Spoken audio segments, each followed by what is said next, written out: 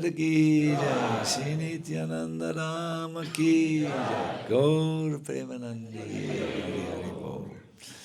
Yeah. My dear devotees, a spiritual movement like ours is in grave danger of coming on the mundane platform. This spiritual movements start on a very high or spiritual enthusiasm or inspiration.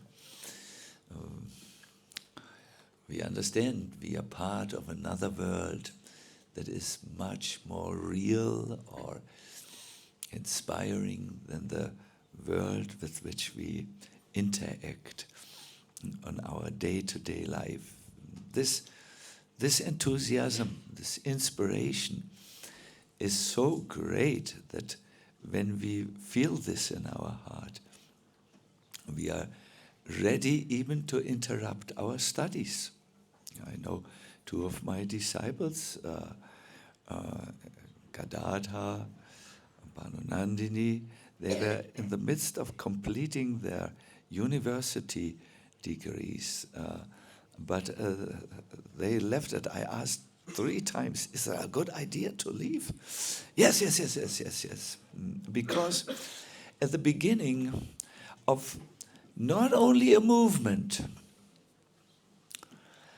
but also a person's life, there is a high inspiration of a spiritual kind. There is one, I do not know, one historian and philosopher teacher. He had received the prestigious Pulitzer Prize. That's something you get when you really publish a masterful work. And he has written an 11-volume work.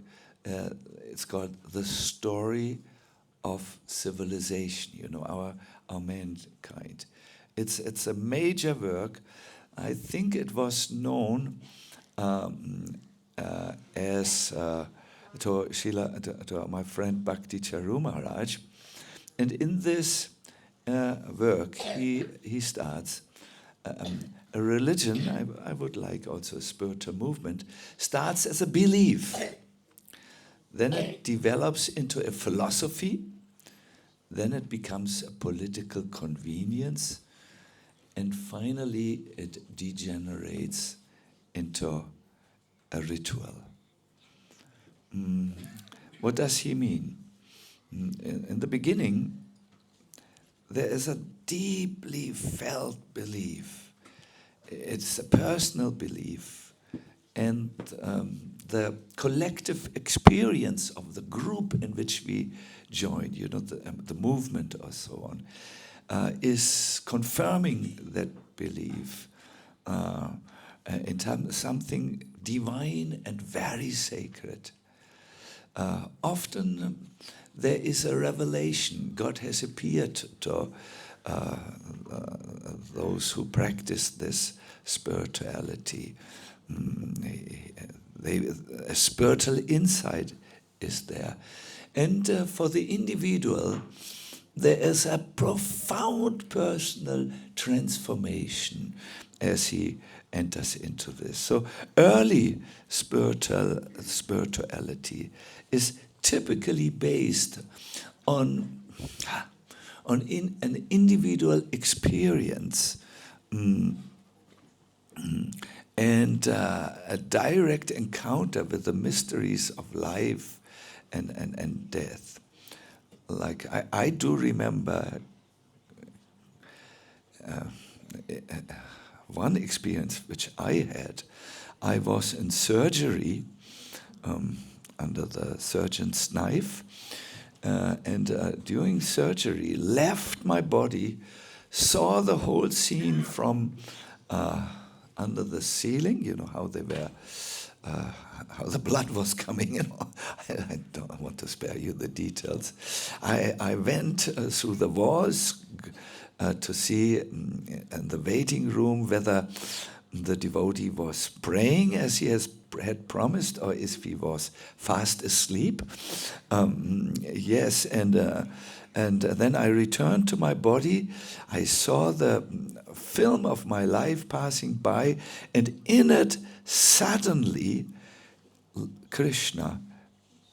And then the movie came to the stop. And I asked the Lord, is this my time to go? And he said, no. There are many things which you will do. A direct spiritual experience of this kind. A transformational thing and a great enthusiasm. This is the first stage of spirituality. Then, as these, you could say, experiences, or also belief, we believe in them very strongly, as this takes more root in our mind, we develop, or religions develop a philosophy around it. How could it be that he had such an experience? Well, it must be that the soul is different from the body, a total separated entity. And there is, beyond this world, there is a spiritual world, and you call this philosophy transcendentalism, you know, this being beyond it. And early spiritual beliefs are based on experience, but later they become written down in philosophical books and moral codes, metaphysical or spiritual ideas, and the belief has to be codified, you know. In our Gaudiya Vaishnavism, it was a great necessity to codify the experience of leaving this body in another spiritual identity, which is not at all formed by the false ego. Spirit, you know, perhaps I'm a Manjari, perhaps I'm a Saki, perhaps I'm a Saka, and the greatest debates take place. If you like these debates, internet is full with them. Philosophy, concepts, scriptures, the experience gets a little bit more explained. Over the time, these spiritual or religious institutions gain following, and they become, they have to situate yourself in the world, and they become, they touch politics. No, they become a great influence. Just see, my dear devotees, Christianity was,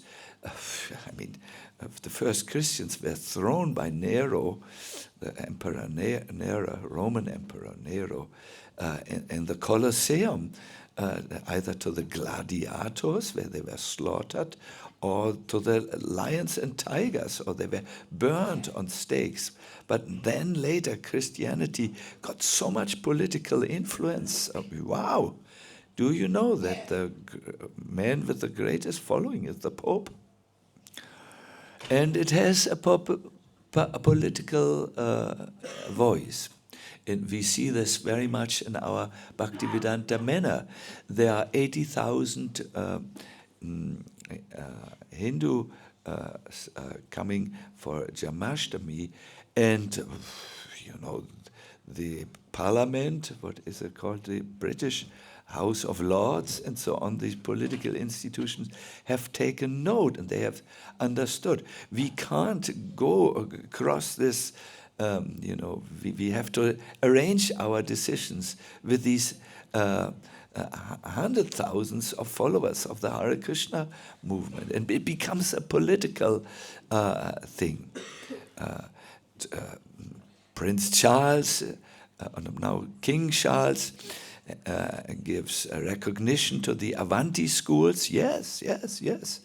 and writes, our schools are good. They need us all of a sudden because we bring votes. There is mass, there is influence. And in this way, the religion or spiritual there is a shift taking place. It becomes a tool for political leaders to legitimize their rule, unite a population, bring people behind them. And in this way, religion has close, or spirituality has close association with the world of politics, and in the process begins to think about how to rule people, how to protect them, how to move them forwards. This is totally different than the beginning. And the last stage, which may not be felt so much as of yet, but I think in many sections of ISKCON I can see this. Religion becomes a ritual. There was an original, almost passionate enthusiasm, great enthusiasm. Then, when it became a philosophy and a subject matter of the debates, the spirituality and the intensity began to shift on who's right and who's wrong, but no longer the spiritual experience. And it degenerates more and more until the entire focus of the spiritual experience gets lost. And there are only outward expressions of devotion, such as festivals, ceremonies, processions, and institutional practices. Gurus will tell at the initiation to their disciples, promise a fifth rule: never leave our institution. This happens. This we can see. And what we can also see is people begin to practice these rituals or spiritual practices, but they do not understand the spiritual meaning behind them any longer. They don't experience the spiritual meaning. They make compromises with the material energy, and at the last stage, the whole thing is just spiritually irrelevant for a sincere seeker. My dear devotees, my dear friends, and if there are, my dear critics, this is a progression of spirituality that has formed our civilization. And many big institutions like the church have acknowledged this.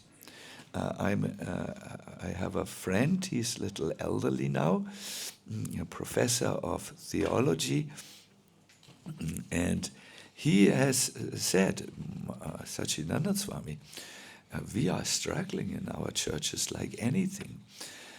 The Pope has to be a modern Pope now also, so that he can still address the means in the new book of Pope Francis. He describes how he was a football fan, and he dedicates, because so many people are into football as their religion, a huge part of his book, not huge, but a good part of his book, for saying how he was into Santa Lorenzo. I'm going to show this passage to Manu and his friends, and so on, because they need to do something to get people again to the experience. And do you know what these huge institutions have found out? it is singing together that brings people to that experience which is long lost because of the passage of time where this progression which you have just heard took place. Professor Weber says they are doing Christian Kirtan. They have looked at you and they have found out that when we are in Kirtan, we are in paradise. We have the spiritual experience, in other words. So, my dear devotees, this is something which we can see. Spirituality starts as a belief, which is based on a very strong transformative experience of a spiritual experience. Then it develops into a philosophy. After some time, it becomes something to manage crowds, and finally it degenerates into a ritual. What is with you and your spirituality? Is it based on a daily spiritual experience? Are you feeling the absolute transcendental bliss of which is there in spiritual life? Or is your practice more a dry ritual, where the experience, oh yes, when I was young, oh yeah, you should have seen me when I was young and not so fat as I'm now, and not so compromised as I'm living now. Oh, wow, these were the times. No? And we practice nostalgia.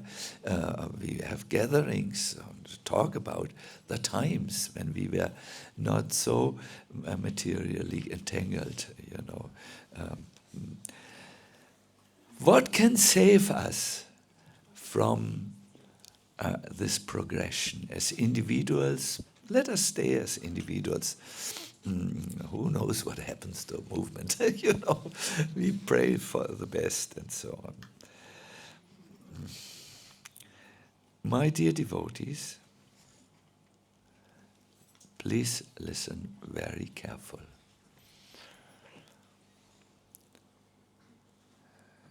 We will have to think, each single one on your own. How can we at this stage light our fire, our spiritual fire? I saw this when our Brijbasis welcomed us. One of them made this, had this stove there. I think now the water is heating. And there was a moment when I think the fire went out, or there was a lot of smoke, and the householder said to his wife, "You are a young priest, not a cook." You know, or you were a young priest. So yeah, fire, spiritual fire in this world is in danger of extinguishing or developing smoke. And each singular person here in the room will have to find out how they can ignite their flame and nourish it and bring it higher. All traditions give us a cue. What is it called? Cue. A hint. But you will have to see what you do with the hint. The hint is, look for those who are spiritual in their thoughts, in their actions, and who do this, and then associate with them. Look for those who can fan your spark. Prabhupada spoke of this analogy, fanning the spark. No? But just sitting in their association is a beginning, but then you will have to take the fire which they have in their heart, put it in your heart and start to burn in some ways. This is a hint, my dear devotees. What you do with the hint is absolutely up to you. A hint is not yet something practical. It's a clue, it's an idea, it's an inspiration. But to make it real, it is up to each single one of you. Because now I will say something. Krishna consciousness means what goes on between you and no, ISKCON. No, what the other person does. How they like my outputs on Instagram. This is where Krishna consciousness takes place. How I become an influencer. Krishna consciousness means to cheat everyone else and make them believe I'm an advanced devotee. My dear devotees, this is not the point. Krishna consciousness is what is going on between you and Krishna. You were right, by the way, but I wanted to give you a modern understanding of Krishna consciousness. And the moment, the second, the millisecond where Krishna sees that you are now lighting your fire, you're trying it at least, or you don't like any longer that this is your unclouded consciousness. No? That moment he begins to interact with you. Prabhupada said so nicely in a morning lecture, I have here the text before me, Krishna is always kind. But when he sees that you are very eager to go to him, he calls you. He calls. Just like he explained to Arjuna, my dear Arjuna, because you are my very dear friend, Sava Guyatamang, I'm now explaining to you the confidential part of knowledge. And this is, don't be entangled with this pavaga or material existence. Take shelter of me. Don't entangle yourself, it's entangling. And a little later I jump over it. Don't try to see God, but act in such a way that God sees you. Wrong.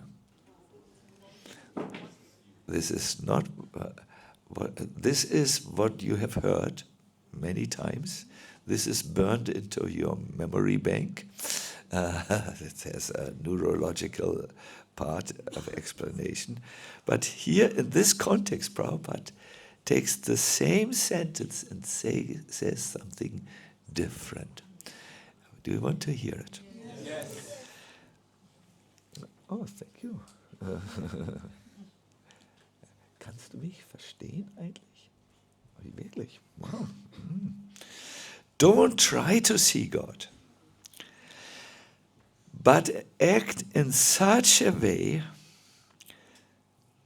that God will call you. Please come here. That is wanted and that is bhakti.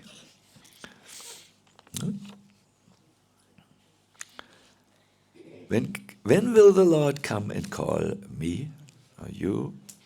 When he sees that you are doing something, your own thing, your private thing, not what you post on your Instagram to get. It's about you and Krishna. When he sees what you do in relationship to Krishna, at that moment he will call you, come into my world and I will protect you. I will protect you. I will take care of you. Don't entangle yourself with material life. My dear devotees, this is the idea of Krishna consciousness, and we have to keep this flame, burning, because the development is entirely different. The development of a spiritual movement will be different, and we can see, I have one devotee, he's an editor of Prabhupada's books, who has studied this process which you just heard, and he has told me confidentially, ISKCON is right on track. It does everything the way it is described. So, no problem. ISKCON is not the problem. ISKCON is trying. Spiritual life is not in the hands of anyone else than you. Only you can do this, and you can save yourself from going this path and help also the movement of devotees, because you're inspired, it will spread. I have gotten an order. I have not forgotten. When I was young, not so young, not like you. When I was, I can imagine I must have been 40 years old. I was in Vrindavan. I had practiced my Kartik Vrata, and I had mostly chanted, and I was now very hungry to hear something about Krishna, and I wanted to hear it from a mouth of the resident of Vrindavan. When they talk about Krishna, it's really, there's so much juice in there. So I asked one of my friends, can you bring me to a Vaishnava who can tell me about Krishna?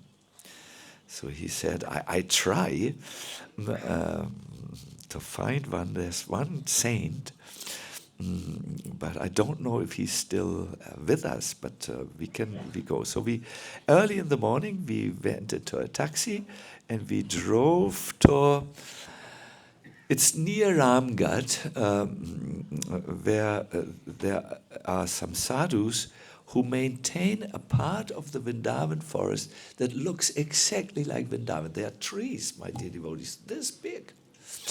And there are always beautiful cows there, and there's a beautiful pond, and there are little temples here and there. Yeah, I think you would call them sadhu enclaves. And so we went to this one. It was in the forest, and there was a hut. And before it, in the sun, sits a very old man. He's with turban, and he's covered by mountains of blankets. Mountains, really. And he's sitting there. I'm just reminded to also use a blanket. He's sitting there in the sun to warm his body up. There are these ovens where but it takes so much energy and time to make them work. So he was not in the mood. He was just sitting outside in the sun. And my friend, who's Hindi speaking, went to him, and he looked at me. He was very old and very absorbed and very, very Vraj-like. He was. Then he made this gesture, what is up? In New York, you would say, what is up? What's the matter? Why have you come? And he, my friend says, here's this Swami from Germany. Huh? Germany. And he looked at me. Huh? Germany! Ah! He understood. Ha means yes, and a sign of recognition. He wants to hear about Krishna.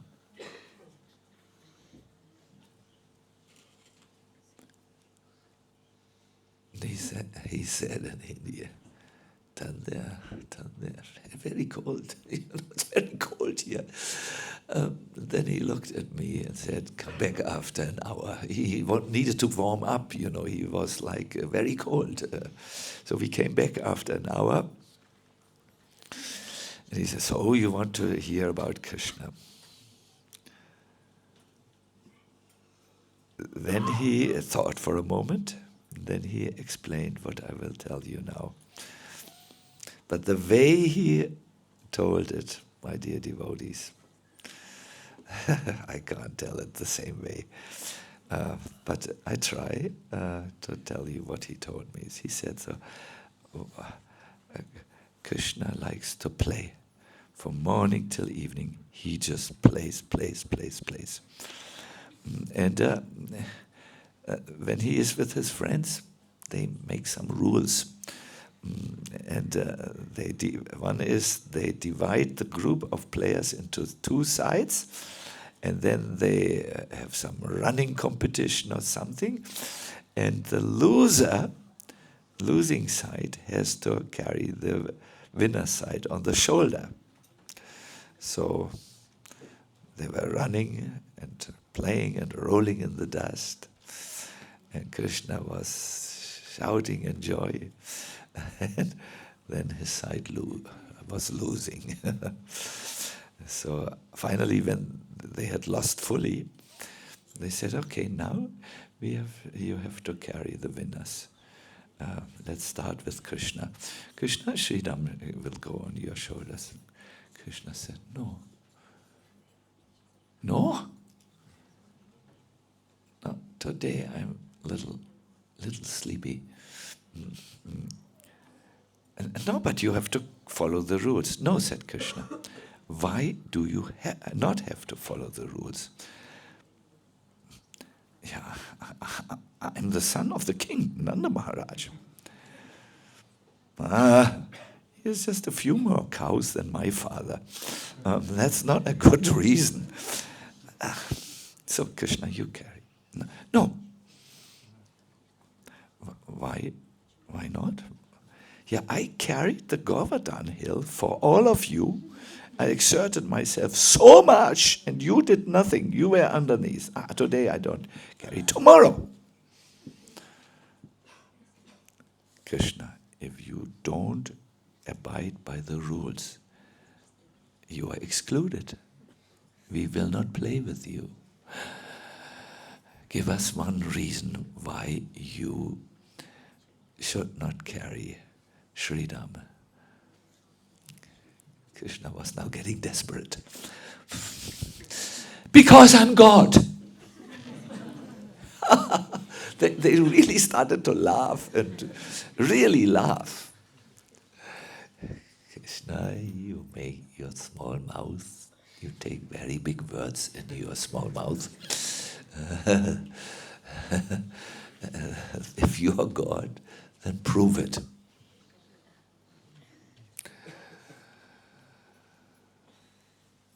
So this is what Krishna absolutely does not want in Braj. He doesn't want to interact with the residents of Vrindavan on the basis that he is the Lord of all, and by his will universes come into being and disappear. No. He wants to keep that a secret. He wants to have that covered by a blanket of sweet love that never ever sees any greatness in the other, but always an equal. So Krishna thought, well, now I've gone so far, and I've said I'm God. And I also absolutely don't want to carry anyone today. He said, okay, close your eyes. You also close your eyes, Stoka Krishna.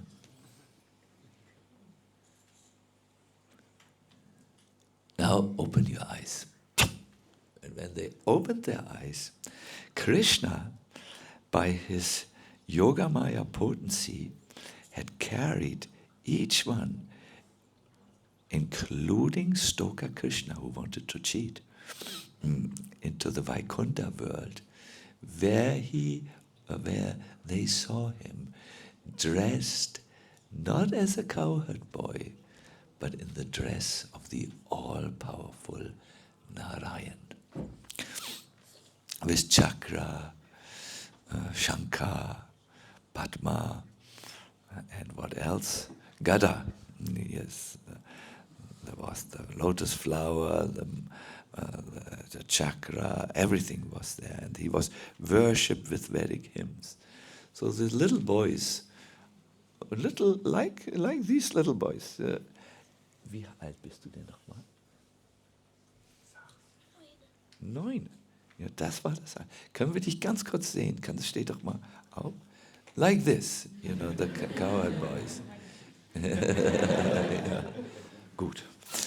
So they were there looking at their Krishna on the golden thrones around, accompanied by Lakshmi and surrounded by many servants and many reciters of Vedic hymns. It was all so majestic, and they understood this is Krishna, because Krishna gave them a little sign like this. And they started to take their flutes and make with the music and make fun, because Krishna looked too serious for them. But the Vishnu Dutas, the servants of Lord Narayan, rushed to them and said, "Stop! We don't listen to folk music here. Vedic text, Vedic music, Veena, everything, not these bamboo flutes." So they became silenced, and they became very sad. They sat there in the distance and looked at Krishna as Narayan. So the Lord then got up from his seat and said, "You boys in the back, now close your eyes." Stoka Krishna, the youngest, wanted to see. Stoka Krishna, close your eyes. Now open your eyes. They opened their eyes and they found themselves under this amazing Akshayavad, this huge tree who has branches that go over the Yamuna. The cowherd boys can cross on these branches. And that's that meeting place. It's in Bandiravan. You can still see the young sun, or that's a generation of trees, of that tree. And the cowherd boys looked, and there was Krishna smiling at them. And they said, "Okay, today you don't have to carry Sri Ram." Now there was one section in this katha. This is what you know. What you don't know is the road of tears. When in this lila, because I'm not on this level, I will not try to imitate, but when in this lila, the cowherd boys told Krishna, "If you don't abide by the rules, Krishna, we won't play with you." At that moment, something happened to this old man. He was identifying with Krishna's mood. The Krishna became so desperate to be not allowed to play with his cowherd boys is the greatest tragedy for Krishna. The coming and going of universes, which is not so much a tragedy, that's the natural cause. But now his friends didn't want to play with him. And this old man started to, go into this scene and cried and cried. I don't know, it was a Bisleri water bottle of tears, at least. He was so much thinking of Krishna's pain. that he would be excluded. I came to this place again. One time I came, I heard he was just in the forest, bathroom activities. I had to continue. Then I came another time again, and there was now a little temple. And I went up this temple, and I asked, where is Baba? And the priest said, Baba, and showed on a picture on the altar where this old man was photographed sitting before his straw hut. No, and I said, yes, this Baba. And he said, this is a sign which they do in Braj, means he has gone into the eternal spiritual world and has joined Krishna. Like this. Non-sentimental, but a meaningful gesture. So yes, my dear devotees, ultimately we have to fall in love with Krishna, like this. And it all starts if you protect the little fire of eagerness that brought you to this path of bhakti, and if you fan it, and at the same time, when you fan it, be careful that you do not become egoistic and think only of yourself. You cannot create problems for devotees. You cannot. The gates of bhakti will close for you. It will only be an imagination. So that is important to cultivate how to fan the fire and how to avoid that smoke comes and bites you in the eyes. Hare Krishna. Yes, so this is what I wanted to say. Could you follow me for what the first part was concerned? Yes. This becoming worldly in Christianity, I want to give you an example, becoming worldly, because that's what it is. It's called in English secularization. It becomes becoming worldly in Christianity is the process of reorienting the church towards solving worldly issues, which contrasts with its original highly spiritual and sacred mission of saving the soul, your own soul, and attaining eternal life. This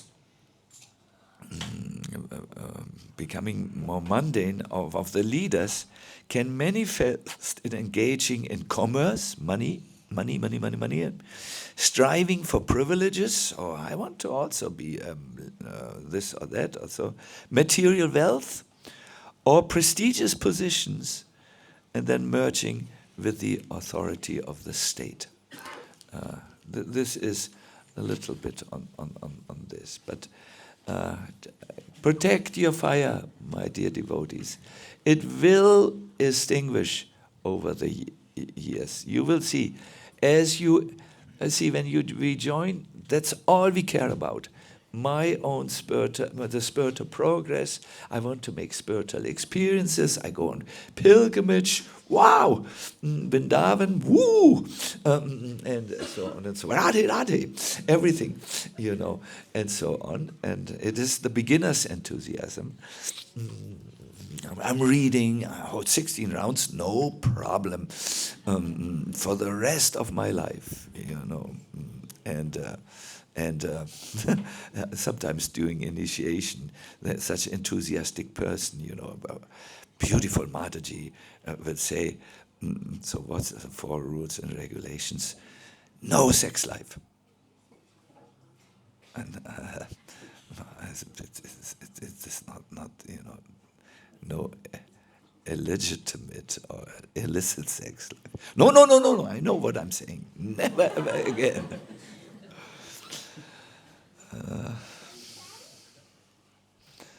You say what you want, but. Anyways, you'd better. I know what will happen by to this fire of enthusiasm will go over time, and there is the blind enthusiasm, and I would say that is blind, but there is that real enthusiasm which we want. If you don't nourish it, you asked the question, how can I nourish it? There are 4 things, and if you invest a little, start with 5 minutes a day in them, you see the fire will blaze. First comes the revealed scriptures. These are not written by men. It's coming down from something else. Second is your spiritual practice. Third is your service, what you do as service. And the fourth is Sangha association. I call them the 4S. Shastra, Sadhana, Seva. Why Seva? Because you are a servant by nature. And finally, Sangha. I wish you a wonderful year ahead, and maybe always meet in such enthusiastic atmosphere like this. I know the program will progress, but I want to end by telling you a joke. Shyamlal, you can laugh at the end.